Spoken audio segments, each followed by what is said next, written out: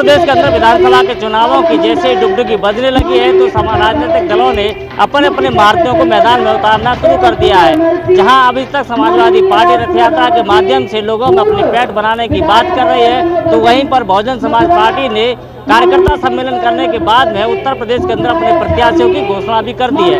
आज आगरा के ग्रामीण विधानसभा में किरण केसरी को उन्होंने प्रत्याशी घोषित किया है। आगरा अलीगढ़ मंडल के कोऑर्डिनेटर मुमताज अली ने आज यहाँ आगरा के मुल्ला की प्याऊ धनौली में एक सभा को संबोधित करते हुए उनकी घोषणा की है। इसके साथ ही वो प्रदेश सरकार पर जमकर बरसे। उन्होंने कहा है कि जिस प्रकार से मायावती जी ने उत्तर प्रदेश के अंदर सरकार चलाई थी वो गरीब और पिछड़ों की सरकार थी। आज़ादी के इतने वर्ष के बावजूद भी गरीब और पिछड़ों को उनके अधिकार नहीं मिले हैं। भारतीय जनता पार्टी संविधान में संशोधन करने के बाद में गरीबों को संवैधानिक शक्तियों से बाहर करना चाहती है। ग्रामीण विधानसभा से आदरणीय बहन कुमारी मायावती जी के निर्देश पर किरण केसरी जी को यहाँ से प्रभारी प्रत्याशी करा है। कितनी सीटों पर अब तक प्रत्याशी घोषित हो चुके पूरे प्रदेश में? लगभग 160-165 सीटों पर बहुजन समाज पार्टी के प्रत्याशी घोषित हो चुके हैं और बाकी की भी बहुत जल्दी तैयारी है। एक 15-20 दिन के अंदर पूरे 403 सीटों पर बहुजन समाज कह रही है कि हम सरकार बना रहे हैं, सपा कह रही है हम सरकार बना रहे हैं। बहुजन समाज पार्टी क्या कह रही है? जहाँ तक सरकार बनाने का उनका कहना हर आदमी कहता है, लेकिन देखने की ज़रूरत ये है कि भाजपा के पास कौन सा वोट बैंक है, सपा के पास कौन सा वोट बैंक है और बहुजन समाज पार्टी के पास कौन सा वोट बैंक है।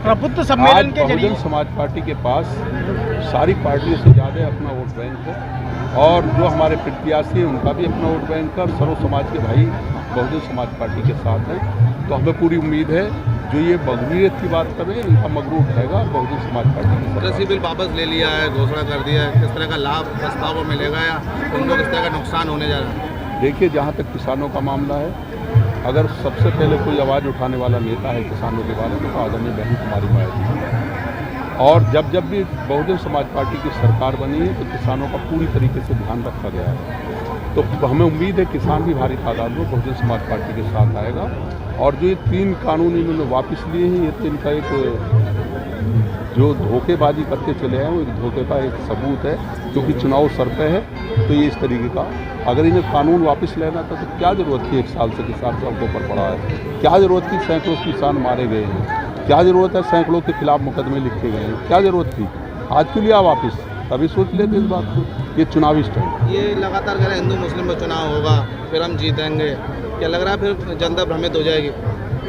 देखिए, अब पूरे प्रदेश के हिंदू भाई भी मुसलमान भाई भी समझ चुके हैं कि जो सांप्रदायिकता फैलाने वाले लोग हैं उन्हें नकार चुके हैं पूरी तरीके से। ऐसा कुछ नहीं होगा। अब सर्व समाज के साथ, क्योंकि बहुजन समाज पार्टी सर्व समाज की पार्टी है, सब बहुजन समाज। कितनी सीटें बसपा जीतने जा रही है? हमें उम्मीद है कि हम स्पष्ट बहुमत की सरकार करें। सीटों को जीतने के मामले में कोऑर्डिनेटर गोरेलाल ने कहा कि ग्रामीण विधानसभा उनके लिए नई नहीं है, वह पहले भी इस विधानसभा को जीत चुके हैं। आगरा ग्रामीण सुरक्षित विधानसभा का कार्यकर्ता सम्मेलन हुआ है। उस सम्मेलन में आप लोग देख रहे हैं अपार जनसमूह सर्व समाज के लोग यहाँ पर आए हैं और आगरा ग्रामीण विधानसभा हमारे लिए कोई नई विधानसभा नहीं थी। हम लोग 3 बार इसको बड़े भारी अंतर से जीत चुके हैं, इसलिए इस विधानसभा में कोई हमारे सामने लड़ाई नहीं है। बहुजन समाज पार्टी भारी अंतर से इसको जीतने जा रही है। बहुजन समाज पार्टी के सभी जातियों के कार्यकर्ताओं से कचाकच भरे हुए मैदान को देख करके गदगद बसपा के नेताओं ने कहा कि मायावती जी ने जिस प्रकार से उन पर भरोसा जताया है और सभी समाज के लोग उनके साथ में जुड़े हैं, भाजपा के झूठ से लोग परेशान हैं, इसलिए वो एक बार फिर बसपा की सरकार बनाएंगे।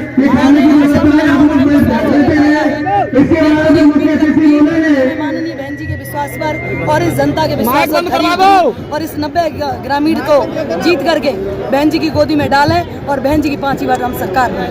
लगातार सपा और भाजपा कह रही है कि सरकार हम बनाएंगे, देखिए, कहने के लिए तो उन्होंने ये भी कहा था कि हम 15 लाख रुपए देंगे, हम महंगाई कम करेंगे, हम डीजल पेट्रोल के दाम भी कम करेंगे, हम हर व्यक्ति को एक के बदले 10 सर लाएंगे, हम भ्रष्टाचार कम करेंगे।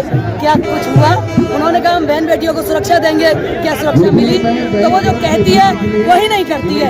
अब वो कह रही है सरकार बनाएंगे, तो बस सरकार ही नहीं बनेगी और सब क्या रहेंगे अगर आप विधानसभा में जाती हैं तो? देखिए, बाद में नीतियाँ यही रहेंगी। सबसे पहले तो बहन जी का आदेश है, जो भी रहेगा उसका पालन होगा।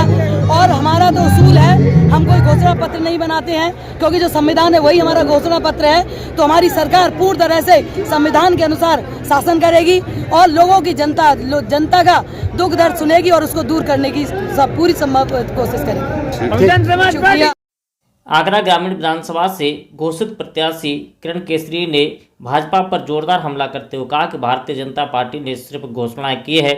महिला सुरक्षा से लेकर के लोगों के खाते में 15-15 लाख रुपए भेजने की घोषणा सिर्फ घोषणा ही साबित हुई है। उन्होंने कहा कि यदि जनता ने आशीर्वाद दिया तो वो उत्तर प्रदेश की विधानसभा में 90 ग्रामीण विधानसभा को अलग से स्थान दिलाने में कामयाब होंगी।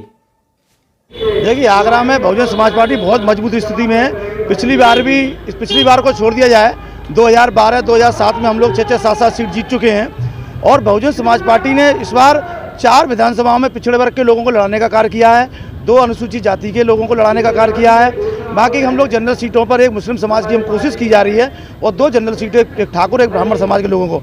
तो हमने भाईचारा बना करके सभी सीटों पर बहुत अच्छे प्रत्याशी उतारे हैं और हमें विश्वास है, जनता पर भी विश्वास है, क्योंकि बहुजन समाज पार्टी का शासन जनता ने देखा है। उन्हें विश्वास है कि बहुजन समाज पार्टी के अगर विधायक जीतते हैं तो उनकी समस्याएं दूर होंगी। तो हमें विश्वास है कि आगरा में हम कम से कम 8 विधानसभा चुनाव जीतेंगे। इसके अंदर विधानसभा के चुनावों की जैसे डुगडुगी बजने लगी है तो राजनीतिक दलों ने अपने अपने मार्चों को मैदान में उतारना शुरू कर दिया है। जहां अभी तक समाजवादी पार्टी रथ यात्रा के माध्यम से लोगों में अपनी पेट बनाने की बात कर रही है, तो वहीं पर बहुजन समाज पार्टी ने कार्यकर्ता सम्मेलन करने के बाद में उत्तर प्रदेश के अंदर अपने प्रत्याशियों की घोषणा भी कर दी है। आज आगरा के ग्रामीण विधानसभा में किरण केसरी को उन्होंने प्रत्याशी घोषित किया है। आगरा अलीगढ़ मंडल के कोऑर्डिनेटर मुमताज अली ने आज यहाँ आगरा के मुल्ला की प्याऊ धनौली में एक सभा को संबोधित करते हुए उनकी घोषणा की है। इसके साथ ही वो प्रदेश सरकार पर जमकर बरसे। उन्होंने कहा है कि जिस प्रकार से मायावती जी ने उत्तर प्रदेश के अंदर सरकार चलाई थी, वो गरीब और पिछड़ों की सरकार थी। आज़ादी के इतने वर्ष के बावजूद भी गरीब और पिछड़ों को उनके अधिकार नहीं मिले हैं। भारतीय जनता पार्टी संविधान में संशोधन करने के बाद में गरीबों को संवैधानिक शक्तियों से बाहर करना चाहती है।